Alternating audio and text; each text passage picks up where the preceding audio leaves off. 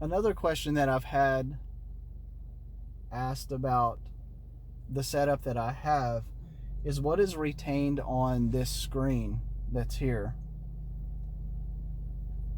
This screen operates off of the factory head unit, so once that factory head unit is buried into the dash back behind all of this, you can no longer access it unless you take everything apart, and you don't want to do that.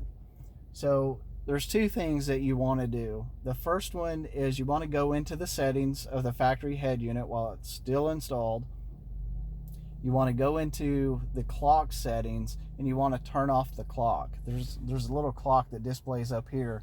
If you don't mind it always being the wrong time, then you can leave it alone. But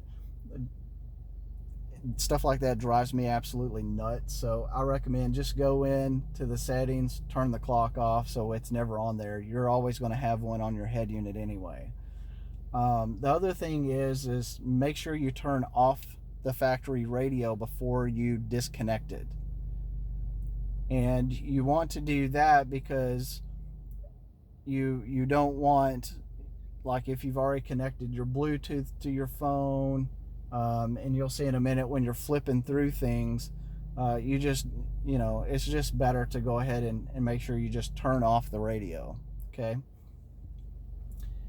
Now, what functions can we see with this? So as you can see, as of right now, you can see what my instant fuel is, my current fuel, my previous, and what my range is. Well, this button right here still works. So you can still push this button, like I'm going to push it now. And now I've gone to history of trip A. So you can still access that. Press it again. It's going to go to the clock, which you can see it's blinking 7 a.m. And if you push it again, it's going to go to the media. Well, if the factory head unit was still turned on, who knows what you would be seeing on this screen. So it's just better just turn off the head unit. That way it doesn't interfere with anything, and there's no issues. So simply to answer the question, you just push the button on the left of the steering wheel and you can still cycle through your current drive information, history of trip A, the clock, which is not accurate, and then your audio information. And for me, I always just leave it on 1.